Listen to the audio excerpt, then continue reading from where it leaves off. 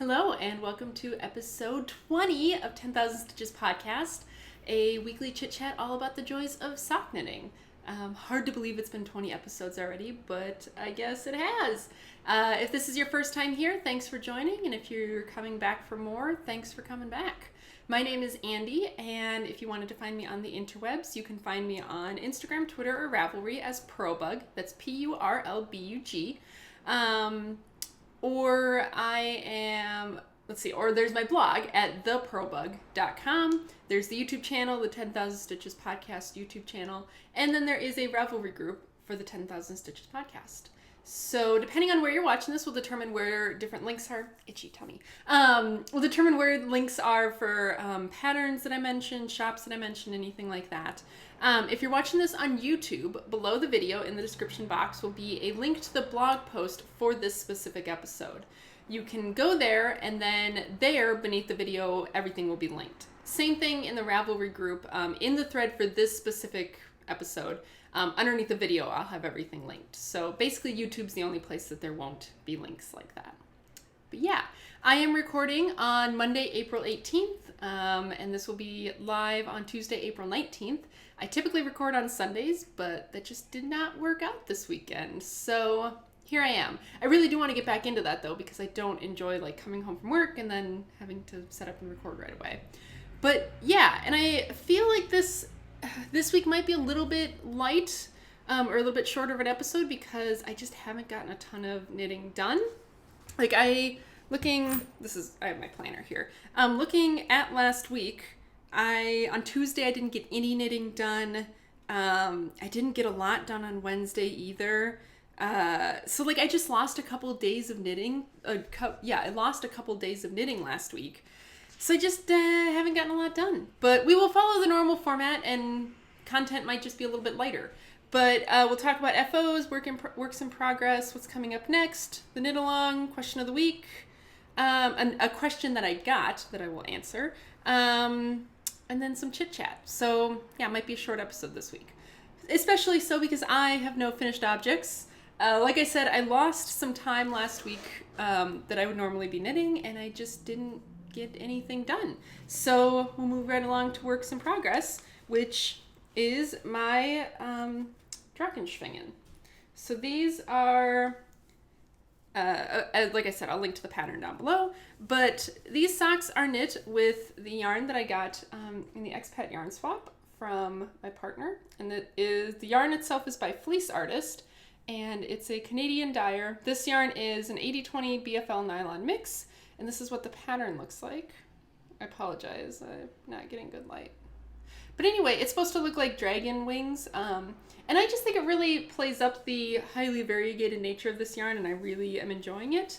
So this is the first one, which is done, and then on the other one, I just turned the heel, and I'm working on the gusset right now. So hopefully, if I, really buckle down, I will have this done by midweek, and then I'll be able to start other stuff. So that's my work in progress, or that's one of my works in progress. It's also rush hour right here, and like I've said before, I live on a busy street, so if you hear car noise, that's what it is. Also, apparently Richmond is burning down or something, because all I've heard for the past half hour is fire trucks. So if we hear that too, I apologize. Anyway, so that was one work in progress, and I actually have a second work in progress. I think I mentioned last week that I was going to start some sort of a scrap project, but I did not want to do a scrap blanket because I've tried it before and it never sticks. I can't really find one that I like, and I just don't, to me that blanket would wind up being decorative anyway, so I don't really see the point in it. It would never be big enough to be super useful, and I'm not one who tends to sit with lap blankets on. So I think I mentioned last week that I was going to make a scrappapotamus out of it. A play on the happypotamus pattern, which I suppose I can go grab. Also, I should mention that I am very glad that you guys can't see most of what's down here because our bedroom is a mess. Thankfully, at least up here it looks okay except for the unmade bed right here, but you know what? We're being real. We're going to leave it like that. Anyway, this is the happypotamus. And this was made with worsted weight yarn with I think a size J hook. So he's pretty big. But I was going to make one, or I am making one out of my sock yarn scraps. So these are what the little pieces look like. So this, if you're not familiar with this pattern, this guy is made up of all these modular pieces. So there's like heptagons and pentagons and hexagons, and you basically can make all of them separately to the point where I am now. And then the reason it's kind of rich like this is because you basically join it as you go. As you crochet the last round, you join as you go. So these little pieces that I've been making are basically, and as you can see, I'm doing them all in one color. So and then I'll probably do like white or something to join them all together, so it'll be all crazy colors. But basically that piece constitutes this middle section, these petals, and then there's a row of single crocheting in gray here, and that's also included in this. So all that's left is just like the edging that will join all of them together. So I have 4 of them done that I did yesterday. And I cannot for the life of me tell you what these yarns are. I can find my labels somewhere so I can tell you. So this one is Madeline Tosh Light, and it's showing up really dark. I'm not sure why. Anyway, it's like a deep purpley blue color. This is Mad Tosh Light in the Iris colorway. And then, let's see. The other ones came from my swamp buddy. And let's see. I know she wrote down what they are, but let's see if I can actually find. Oh, there we go. It's like I knew I could see it in my brain, but I couldn't find it. So then, okay, this one is Opal Sweet and Spicy. And this one is Knit Picks Felici in the Tea Party colorway. And you can see it was just changing colors as I was finishing up. And then this one is Ellen's Half Pint Farm. And she didn't remember the colorway. But this one's really fun. It's super bright and colorful. Come on, you gonna focus? Focus. There we go. So yeah, I'm just gonna keep doing these, and I am making these with a size D crochet hook, which is a 3.125 millimeter. It was suggested, I asked about this last week, like what size crochet hook I should use, and someone suggested a size E. And when I got there, I kind of looked at the E and I looked at the D, and I decided to go with the smaller one just because I know some of these yarns can be a little bit thinner than others, and so I wanted to make sure that even if they were a little bit thinner, that it would still be a nice tight crochet gauge, I guess. So yeah, so I have 4 of them done. I have another mini skein, another Madeline Tosh in the color Thicket, which is kind of a gray color, which is not going to show up properly. But this one will probably get done tonight. And then I'll start working on like my extra little balls of yarn. But yeah, like this has been really fun because they're so fast. And I think it's that I have to make, I forget how many motifs in total, but you know, you make some number of hexagons and then some number of pentagons and some number of heptagons and octagons and stuff. But like it's all the same concept. So all I have to do is just make sure that I do the right number of initial stitches, and then that's it. So, and like I said, I'll link to the scrappapotamus pattern. It is a paid pattern too, so like I don't want to give away too many details about it, but I will show you guys the pieces and like the process as I go along, because trust me, if you don't have the pattern, there's no way that you can know how to do this based on like seeing me make it, because it's a hardcore pattern. Like it's easy when you have the directions, but if you don't, it's like super tough.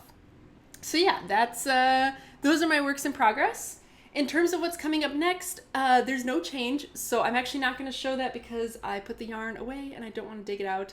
But the next ones are going to be the business casual socks for Wesley, and then I'm going to finish up my knee-highs, and I might have a secret project that I'm going to be working on and trying to finish up before the end of the month, but I'm not sure about that. And even if I do get it finished up, I can't show it to you guys until the end of the month anyway. So we'll see if anything happens like that. But yeah, so those are the 3 things that I'm going to try and get done before the end of the month. Plus, obviously, my Drachenschwingen. Let's move on to the knit-along stuff. So let's see. We have about 10 days left 11-ish, whatever, days left in this current knit along. So if you are speedy, still bust out a pair of socks or finish up a pair that you've been working on. As of when I checked just before I started recording, we have 49 finished objects, which is super awesome. I'm super excited about that. And yeah, I showed these last week, but really quick, one of these will be the prize for this knit along. I haven't quite decided yet which. Along with some other goodies that I will probably pick up out at the Fiber Festival that I'm going to on the 30th. So yeah, that's that stuff. And I was having a thought about that, and about the knit-alongs. I've gotten this question a couple times in the past couple weeks about like what is the order for the next couple of knit-alongs, because I know some people are, queuing up different sock patterns that they want to do and they want to know where it might fit in. So just, I'll say it here, but I'm also going to try and put it like in the header in the Ravelry group just so that it's there so that I don't have to keep trying to remember it. But basically, we're doing cables right now until the end of April. And then May and June will be lace patterns. And then, see, now I have to think about this because now I have to think about what it is that I said. I'm pretty sure that then I said July and August are going to be unique construction. September and October will be color work. And then November and December will be yarn enhancing patterns. Pretty sure that's what I said. So I will make sure to, like I said, put that in the Ravelry header so that there's no more ambiguity about that. For sure, the next set will be lace, and that will be May and June. So for sure, if you're trying to plan out for the next month, lace is the next knit-along topic. So yeah, that's that. And then, like I said, it's going to be light on knitting this week, I guess. So I got a question from, let's see, on Ravelry, their name is Ackliff. So I don't know what their real name is, but Ackliff. And they posted a question in the questions thread. And they asked if I had made any crochet socks. And I actually have not yet. But that is definitely something that I want to do. And I think that will probably come up in the unique construction, like knit-along chunk of time. Because like to me, like that's not like a normal thing, that's not how I normally think of socks being constructed, but it's definitely something I want to try. So like the unique construction is going to cover things like crocheted socks. And I mean, if I can find a pattern for Tunisian crochet, I'm going to do those too. It will also cover things like heel out constructions or, maybe like an entrelac sock or something like that, or like a modular construction sock. So that's what I will probably be doing during that time, which is why I'm kind of calling it unique construction, is basically just all those things that are beyond the normal kind of what we think of as a sock. So yeah, thank you for that question. And I will eventually be crocheting a sock, just not quite yet. So then my question of the week for you guys, I got some great answers to last week's question of the week about like, what are your knitting rituals? And this week is kind of inspired by that and inspired by something that I thought of this morning. So my question this week is not necessarily about knitting. It's more of like just a general question.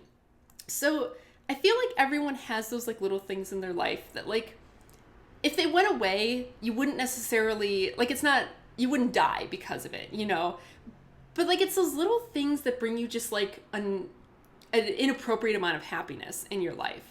Like for example, so I have two of these that I can think of right off the top of my head. The first is coffee. I'm not like a coffee junkie, but I like a good cup of coffee, and I'm kind of fussy about like what kind of coffee I'll drink. Like I won't drink light roast because I don't like it. And if coffee, like I won't go back to a place that has bad coffee. Like it's like, nope, sorry, you had your chance, you done. So I like coffee, and like my cup of coffee in the morning is just like it's just like that little bit of like happiness that it's like, yes, I can start my day and I can do this. And some days I have coffee in the afternoon too, and it's kind of the same feeling. It's like, okay, I can do this. I can make it through the rest of the day. So like for me, one of those things is coffee. Another one of those things is there's this YouTube channel that I'm subscribed to that's called Stuff and Things. And it's primarily a pipe smoking, like a pipe tobacco channel. He like reviews pipe tobaccos and like talks about smoking pipes and stuff like that. And he does some like stationary stuff like pens and paper and stuff, which is kind of how I found his channel. And I don't tend to watch the pipe stuff because I'm not really that interested in it. But he does these videos every Sunday called Sunday Smokes. And basically all it is him smoking a pipe and just talking about stuff, you know, ranting about something, talking about what's coming up on the channel, stuff like that. And he's just very funny, and he is very like uncensored and very just like real. And so he posts these every Sunday, but I typically don't watch them on Sunday. I save them for Monday morning. So then Monday morning, while I'm drinking my coffee and eating my breakfast, I sit down and I play his Sunday Smoke for the week.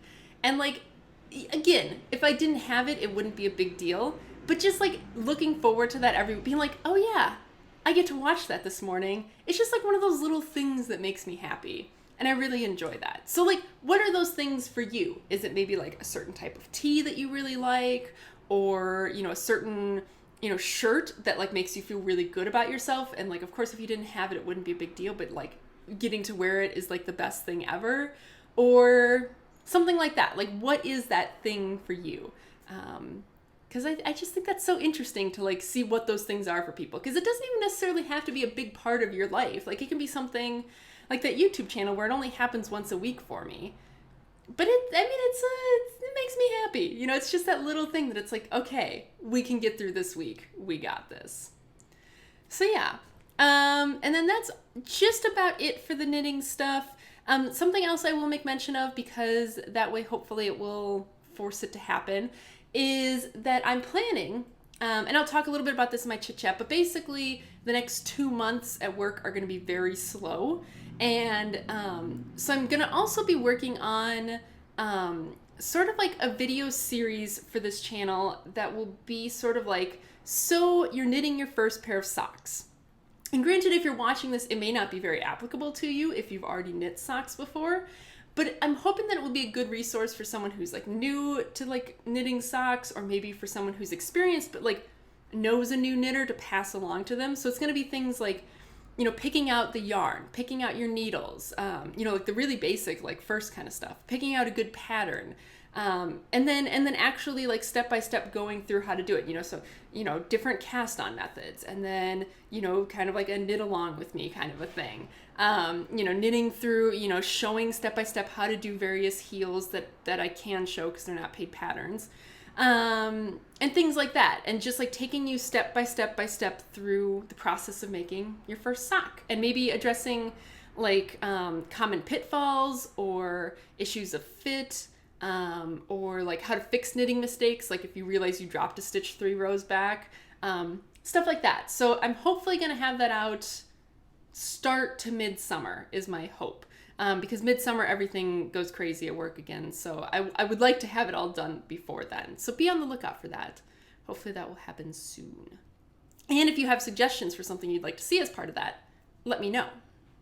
Something else I just remembered is I promised you guys that as possible, I would show off some of my other tattoos other than just my chest one.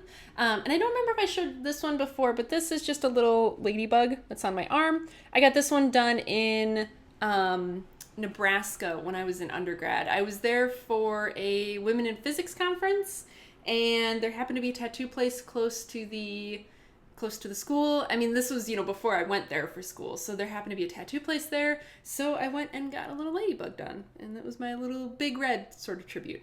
So yeah, that's that one. And then the other one that I can show you easily, I have to think about which way I need to turn, is this one, which hopefully I can get close enough without bumping the table. So this one here, this is a unicorn that was done by a friend of mine in Minneapolis, back when I think this was back when I was in... I think this one might have still been in undergrad, because I had another one done by her. She did the one on my ribs. That was when I was in grad school. But this one I think she did when I was in undergrad. And she was working at this tattoo shop kind of like as a receptionist, but wanted to like learn how to tattoo. So she got her apprenticeship. The thing with being an apprentice is that you can't like tattoo, like you can't charge for your tattoos. Like you're basically tattooing for free while you're learning. So you find friends and stuff who are willing to let you practice on them. So this one she did, and I don't remember if it was her first one that she did on someone or one of the first, like, you know, less than 5 that she'd done, but it was one of the first ones that she'd ever done on a real person other than maybe like herself. And I wouldn't have normally picked a unicorn, but, you know, she kind of picked it out, you know, something that she thought would be good for her to do. And I was like, sure, I'll take a unicorn. So I just remember like sitting there and she was like doing it. And like, that's not a super sensitive spot, but like, it's definitely it's probably one of the most forgiving spots I think she probably could have done, because, you know, it's very muscular right there. So like, it's not super delicate. But I do remember that like she didn't yet have a good gauge on like how hard to be pressing. And so like her, and I'm pretty tough, you know, like I have a pretty high pain tolerance. So I was just kind of like, okay. But her like boss was like standing there watching her, and he's like, no, no, no, do it like this, you know? And it was just kind of funny. But yeah, that one I really enjoy. You know, it's not something I would ever pick, but I don't regret it for a second. So yeah, so that's one of the ones that I was like, oh yeah, this is easy to see. And I'll try and show the one on this shoulder some other time when I'm wearing a different tank top. I think if I have like a racer back on, it'll be easy to see that one. Okay, let's do chit chat stuff. Let's talk about the past week for me. So the big thing that happened this past week was the undergraduate, or the introductory labs ended. So like I've said before, but if you're new, what I do for my job is I basically manage all of the introductory labs. I do all the setups and takedowns of the experiments. I change experiments as needed, all of that kind of stuff. So yeah, so and the labs don't run the full length of the semester. So they ended all of them last week, which means that a big part of my job is kind of done for a while. You know, like I said, I have basically from now until mid-June before the labs start back up again, that I don't really know what to do. You know, like I'm 12-month faculty, so it's like I'm still supposed to be working, and I do still have things to do, but it's just very weird. You know, it's a very kind of weird time, because like last week was super stressful because I was also trying to get a new experiment like ready to test in the second half of last week. So that was super stressful, and that's why like I didn't get to knit for a couple of days, is because I was like super busy doing that. And then it's just done, you know? And so like today I was like, what do I do? You know, I mean, luckily like this week I still have the 2 labs that I teach in the evenings. Those are still running. And then this week is the last week for those. So then I will just have to start being very self-motivated as to what to do. But yeah, so that was the big thing last week. What else? I kept running. I mentioned that I am trying to get back into running, and I covered 7 miles last week, which I know is not a lot, but for me that's a big deal. So I'm kind of excited about that. And I've decided that like my big goal, you know, and this is not like a goal this year or something, but maybe by the time I'm 30, I'd like to hit this. Like my big goal is I don't just want to run a marathon, because I do want to run a marathon. Like the longest distance I've ever run before was a half marathon. But I do want to run a marathon, and I'd like to run a 3-hour marathon, which I know is kind of ridiculous. So if I can even get close, like a 3:30 marathon, that'd be great. But like my thinking is everyone should be able to run a 3-hour marathon. Like if you're in good shape and you're young, everyone should be able to train to run a 3-hour marathon. So I'm going to try my best to do that over the next couple of years. And that's like my long-term goal. Short term, this year I'd like to run the Richmond half marathon in November. I figure November gives me plenty of time to build up to that kind of mileage, even if I'm just super slow doing it, which I am. I am super slow. Like I'm like a 10 or 11 minute mile kind of girl. So, but you know, it's okay as long as you keep going. So yeah, so I'm still out there. I'm still doing it. I do need to get a gym membership though, because I do not really enjoy going out and running at like 6 o'clock in the morning. But yeah, that's that. I got a massage this past week. I don't remember if I mentioned that last week, but I did get a massage over the weekend, and it was really nice, but it was really weird because sometimes with those things, like, I wonder if, like, sometimes it feels like almost like the tension was not like a bad thing and not something to get rid of. Like, so he did a lot of like work on my hands and stuff, which I have to imagine are pretty tense from like all the knitting that I do. But then when I got home on like Saturday night and like Sunday morning and I was trying to knit, it felt like I just like couldn't do anything with my fingers. And so maybe next time I'll say, okay, don't touch the hands, because I need those to be working properly. But yeah, that was really nice. It was just I had it at like 10:30 in the morning, so it was kind of a nice way to start my Saturday. And then I just was, you know, having a good time for the rest of the day. So there was that. Yesterday I had my tutoring as per the usual, although it was a little bit different because I had like the two guys that I normally have in the afternoon at 1 and 2. But then I had a girl that I met with last week, and it was supposed to be kind of like a one-time thing, which was great because actually one of my people canceled last week, so it worked out great. But then she wanted to meet again this week, but like couldn't meet at like the time we met last week. So she had to meet earlier, which meant that I had to drive up to the tutoring place, do my hour with her, and then I had an hour and a half before the next guy, which is not really enough time to drive back home. Like, it's enough time to drive home, sit down for like 15 minutes, and then drive back up there. So I was like, so then I just stayed up there for an hour and a half, which was actually nice because that's when I got to Michael's and like picked up my crochet hook and stuff. But yeah, so there was that, but I'm so ready to be done. I have like 2 more weeks of that, and then like my availability is done. So I'm super excited to just like have my Sundays back and have that time back. And do some traveling, hopefully, you know, starting in May. This is another thing where like a lot of these like have little question marks next to them when I wrote them down, but like I'm hoping that if I say it will make it more real, because I have this really bad habit of saying I want to do something and then just not doing it. But like in May, we want to go out to Los Angeles to visit some of Wesley's relatives out there, and I have a couple of aunts who live out there, I think, as well. And then we're also planning a trip to DC in August, and then hopefully going to New York City in October. I think I mentioned this before because it would coincide with Rhinebeck. But yeah, I mean, the big one is going to be getting out to Los Angeles in May, because that one we're hoping to actually like take a pit stop in Minneapolis, like fly from basically here to Minneapolis, take a day or two in Minneapolis to like see family that's there, and then out to LA, and then back to here. So it will be a very busy week if we decide to do that, but you know, you do what you do. So yeah, so I think that's it. I feel like I'm getting rambly. My brain is pretty fried. It's hot out today. Like, it was hot. Like, I don't know what the temperature is right now, like 80 something, which isn't really that bad. I mean, it gets way hotter here when it's actually properly summer, but like you can see I'm wearing this. This is a part of a maxi dress, so yeah. Which is actually really nice because I enjoy wearing maxi dresses. Like, this is the first maxi dress I've ever owned, and it's so comfy. It's like wearing a t-shirt all day. But I was also wearing like a chambray shirt over it, and like walking home, I was so hot, and I had my backpack on, and I'm just like sweating, and I'm carrying my coat because it was cool. Well, it wasn't really cool this morning, but I thought it was cool this morning.